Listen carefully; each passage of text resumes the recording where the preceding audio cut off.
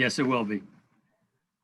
Yep, all good. Okay, I'm going to turn it over to Anita to get started, and I will bring everybody into the video view. So if you have your audio on, just mute it unless you want to say something, and then I will let Anita take it over. So Anita, it's all yours. Okay, well, thank you, Jim, and good morning, everyone.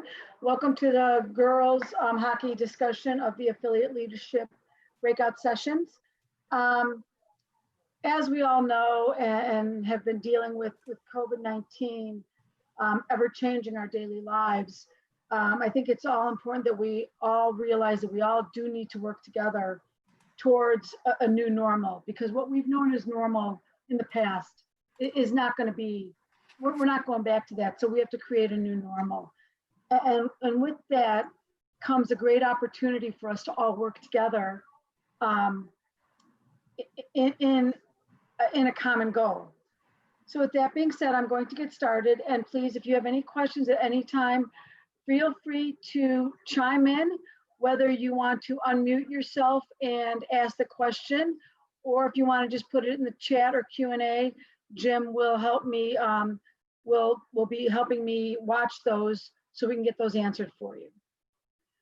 Okay, so the Girls Committee, as you can see on the screen right now, you'll see all the members of the current Girls Committee moving forward, as well as our mission statement.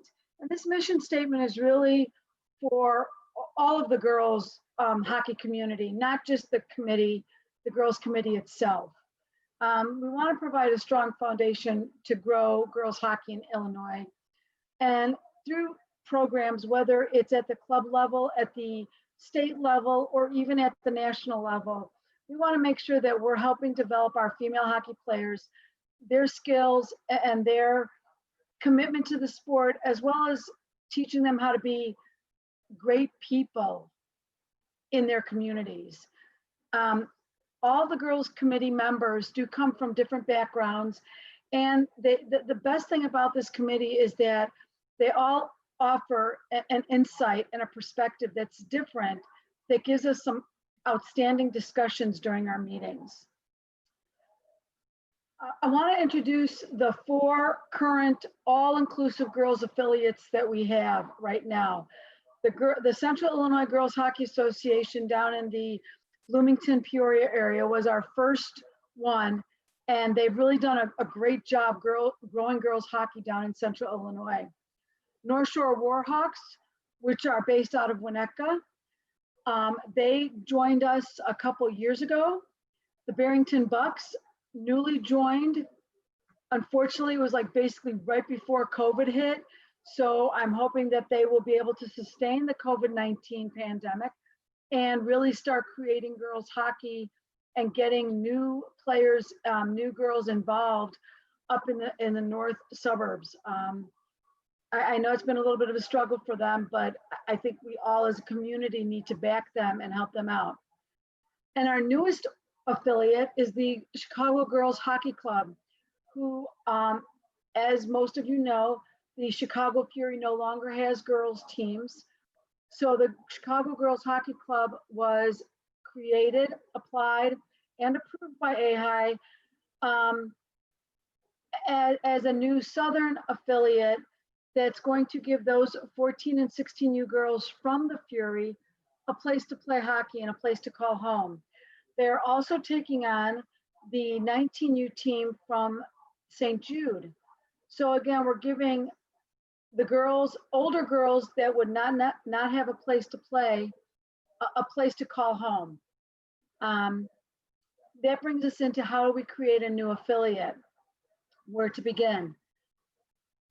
Article 20 in the AHI rules and regulations shares with you how to create a new all-inclusive girls organization, as well as if you are looking to, maybe 2 affiliates are looking to combine their girls programs and break away from their current tier 2 organization.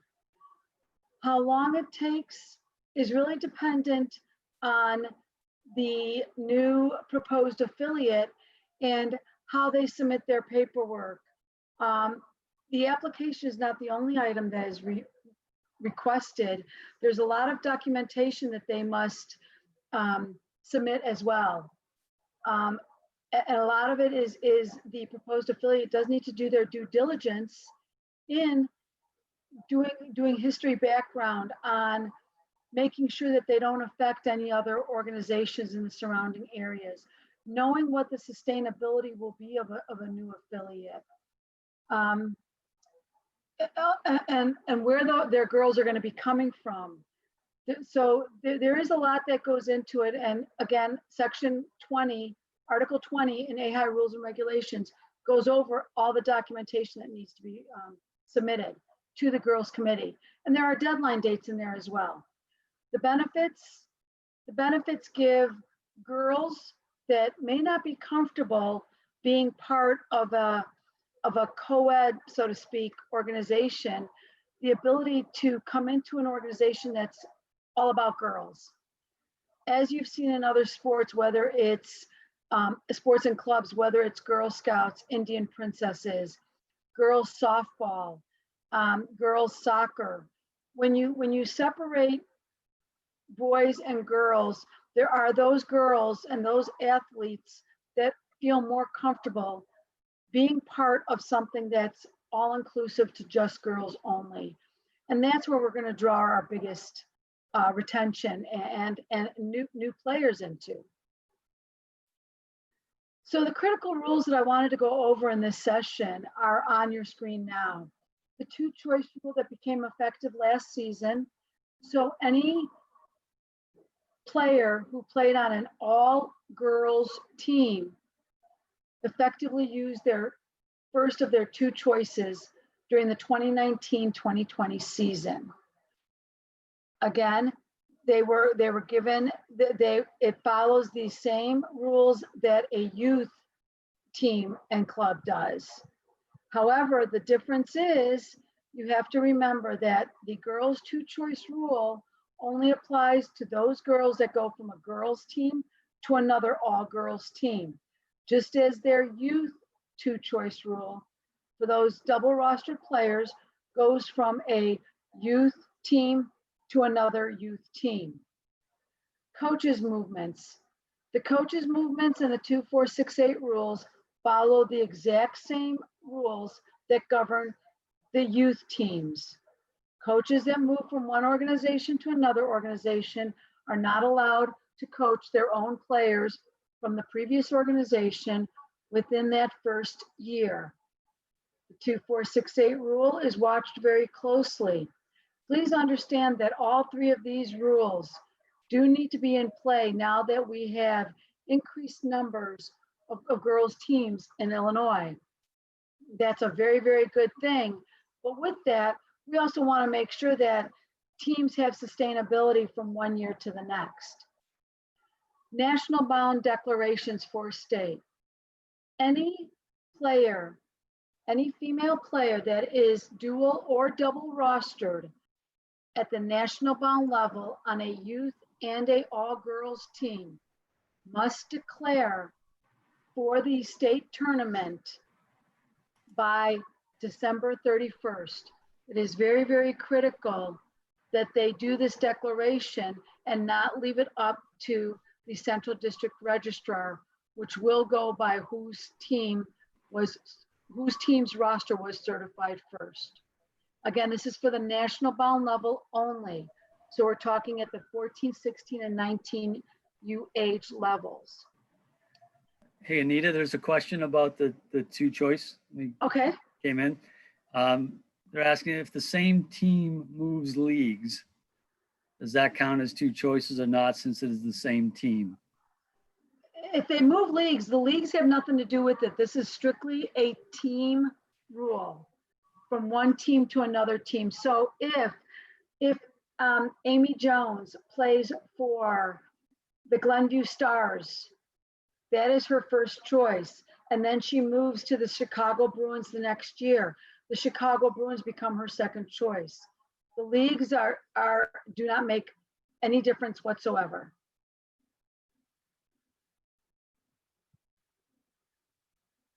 Does that answer the question? Yes, I got a thank you from the person. Okay, just wanted to make Yep, sure. that I'm makes not sense. really Thank checking you. that, sorry. Thanks, Bryce. Okay, so to continue, the USA Hockey approved extending the 12-year-old play-up rule. So as all of you in the girls community are aware, last year or this past season with the 2019-2020 season, the USA Hockey rule for 12-year-olds on a 14U national bound roster was to have sunsetted. At the annual Congress earlier this month, the women's girls section submitted a legislative proposal to the Youth Council, which was approved, as well as to the USA Hockey Board of Directors, and they as well approved it. That due to the COVID-19 pandemic, USA Hockey has approved a 1-year extension for there to be up to 3 12-year-olds that may play on a 14U national bound roster. This is at the tier 2, 3 level only, not at the tier 1 girls level. So again, you can have up to 3 12-year-olds. As you can see, I posted the age classifications for the 2020-2021 season. Now, with the... Charlie, do you need a bathroom? Yeah. Yeah, okay. We should probably walk Bauer around. Charlie and Jack, can you please mute? I just muted them. Thank you. So at the, again, at the 14U national bound level, you may have up to 3 12-year-olds on your roster and still be eligible to be national bound. With that being said, we are not going to have a 14UB division in the state tournament beginning in 2021. Last year, we only had 2 teams, and as much as I would like to be able to host a level for 14U teams that have more than 3 12-year-olds, for only 2 teams, it was just not financially feasible, whether it's finances or the ice time allotment. Okay, going on to, okay, there we go. Next slide is having to do with America's, oh, I skipped a slide, sorry about that. So going into the state tournament, the tier 1 AA level will continue their championship series, and it will be in Mount Prospect. Again, the same weekend as the AAA boys. The tier 2, 3, or the A division for the girls, playing games will again be required next year for the state tournament. And we will go down to the 4-team round robin, which I would love to tell you guys, it was just phenomenal hockey, absolutely phenomenal hockey. We're hoping, the dates are going to be announced, but we are hoping that they are going to be at the newly renovated Glenview Ice Center, and that's almost a for sure. The facility, I live right across the street from it, and it's going up and it looks absolutely fantastic.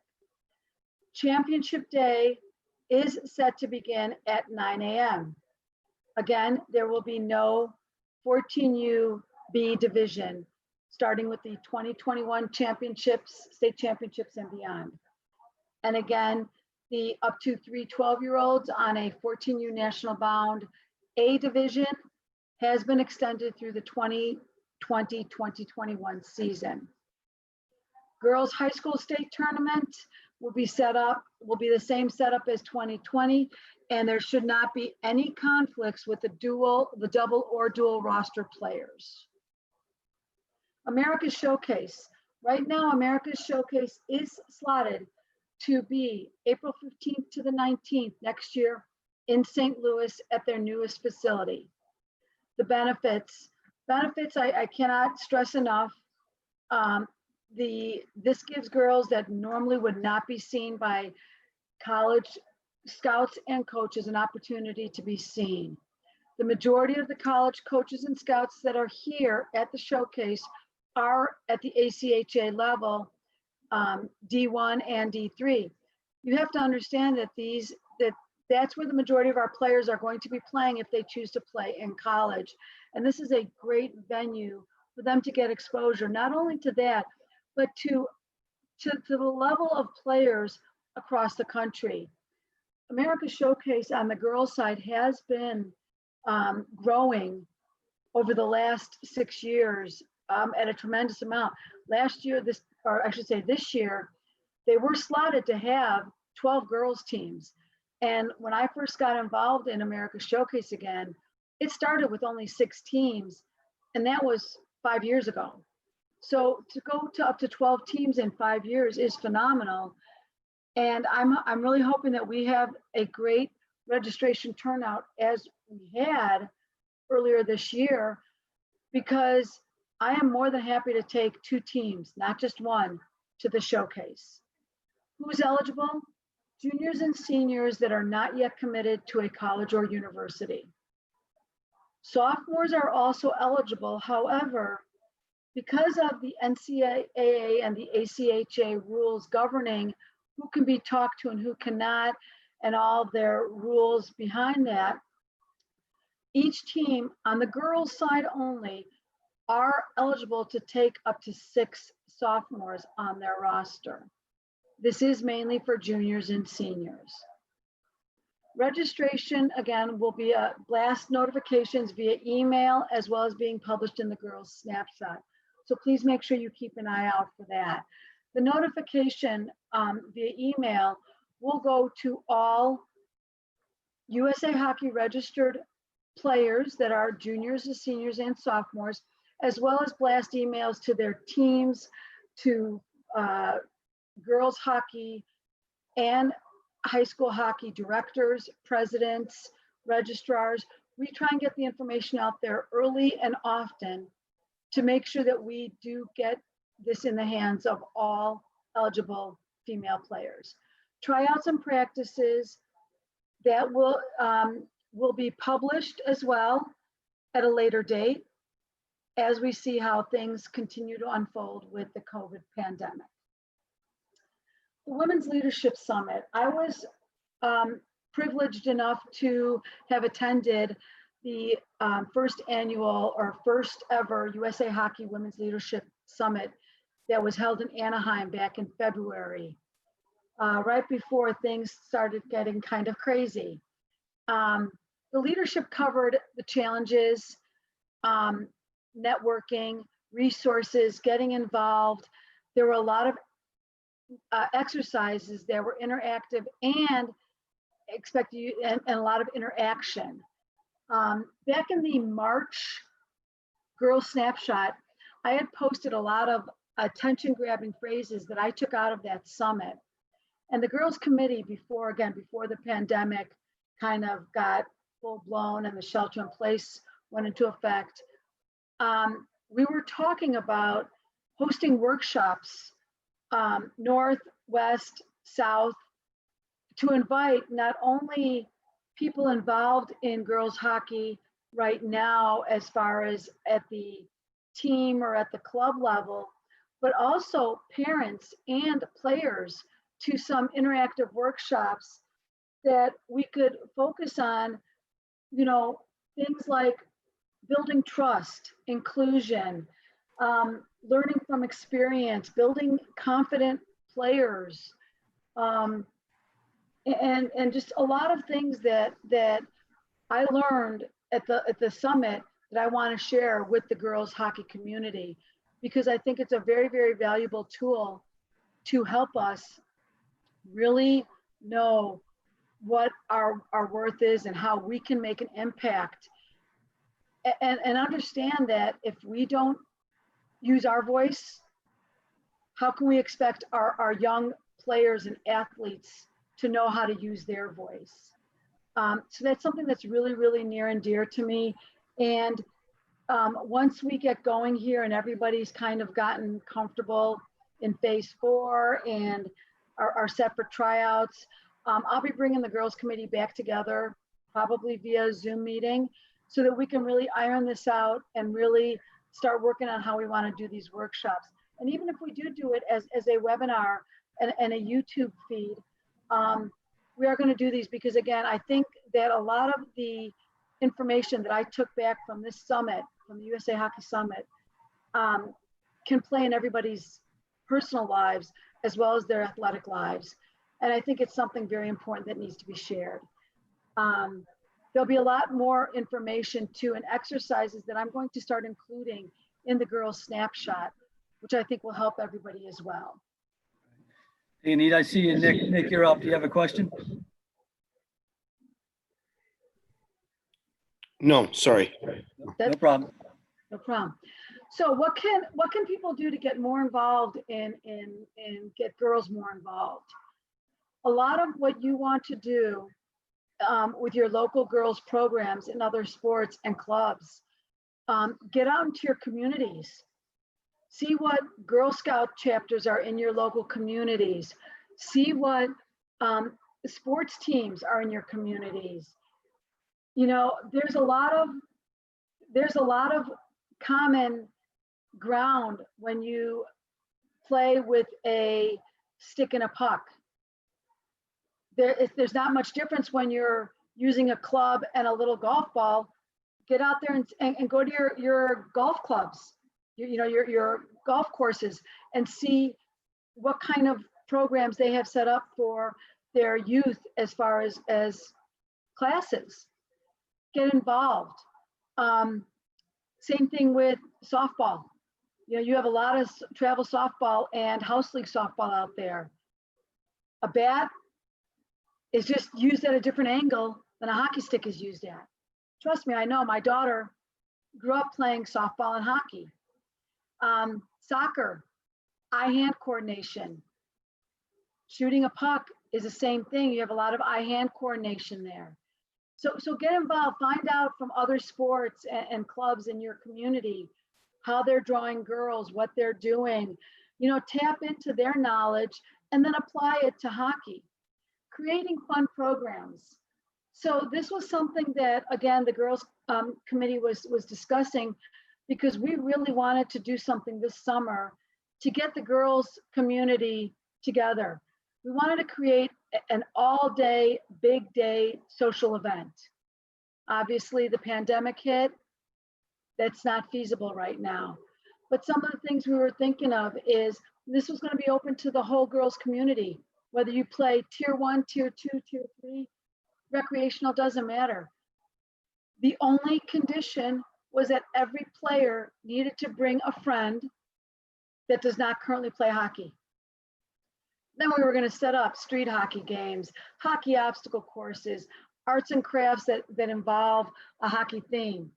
These are certain things that you can still do if you get back out there. Let's say you do a safe social distancing block party. Why not do some arts and crafts that involve a hockey theme at that block party?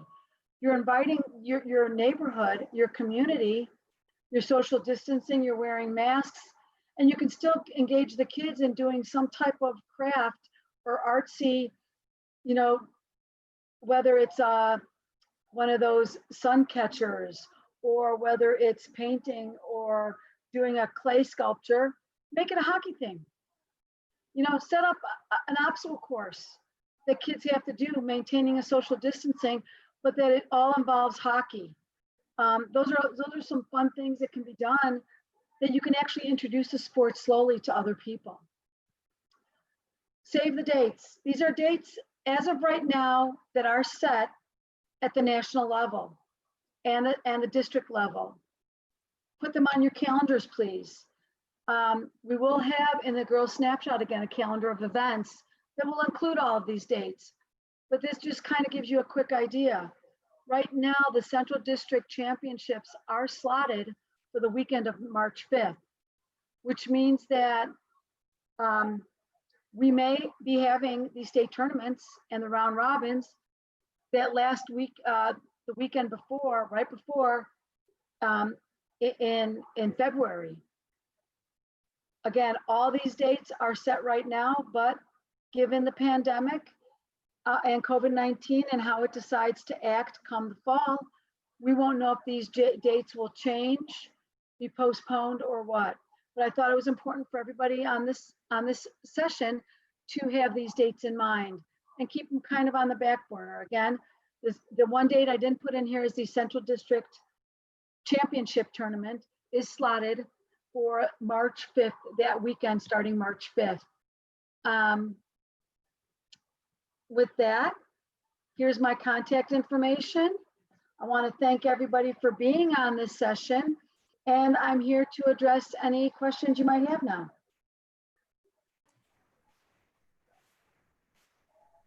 Okay, everyone. Hey, thanks, Anita. If anybody has any questions, couple ways, Q&A chat, or just open your microphone up. And I want to thank Anita for a lot of great information there. I will add that in working in my role at AHI from a VP membership standpoint, in the coaching side as well, but mostly the membership side, and working with the different committees. Just like Dan Jablonic, who is the ADM regional manager for Illinois, Heather Mannix is the ADM regional manager for girls hockey, and she can do the same kind of things that we've done on the youth side. Come out to your organizations, talk to your girls teams, your girls coaches, meet at any time, and get on the ice or off the ice, whatever you want to help you grow your program, sustain it, help retain, get information, the latest and greatest. And certainly through Anita, she has Heather's contact as well as I do.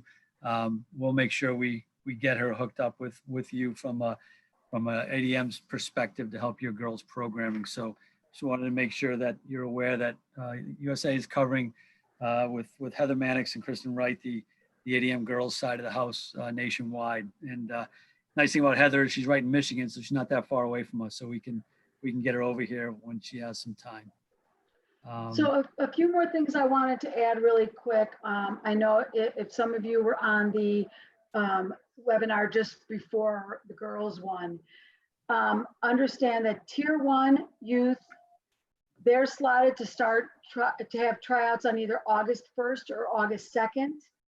Tier 1 midgets, August 3rd or August 4th. Girls Tier 1 tryouts are July 27th or July 28th.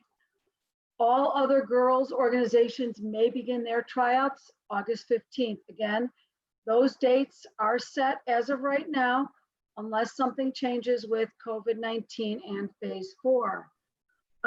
Some other things I want to let you know that from the summit, from the leadership summit, the topics, I want to let you know what the topics that were covered. The fact that there were over 30 states represented at the summit speaks volumes to this phenomenal thing that USA Hockey put together to bring us all together. And it truly was an eye-opener to know how many people across the country have the same day-to-day issues that we do here in Illinois about getting girls to join, about retaining them, about girls hopping from one organization to another. So sustainability becomes an issue. But the topics they covered were building confident girls into competent women, learning from experience, inclusion, building trust, know your value and find your voice, and growing the game. Some of the takeaways were how to communicate assertively and effectively. The biggest issue with girls is drama. A lot of people did not realize that was the #1 issue that face our young girls and women is drama. I think that was a huge eye opener for a lot of us.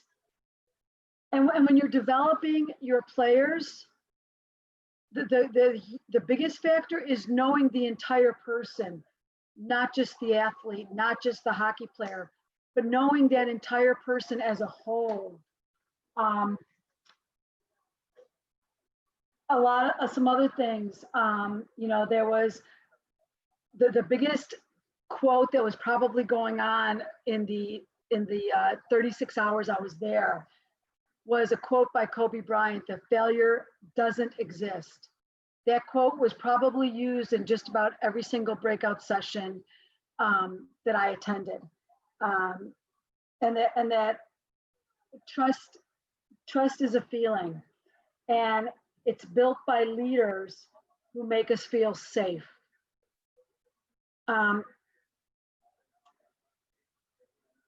Trust equals safeness, no doubts, consistency, authentic, reliable, and non-judgmental.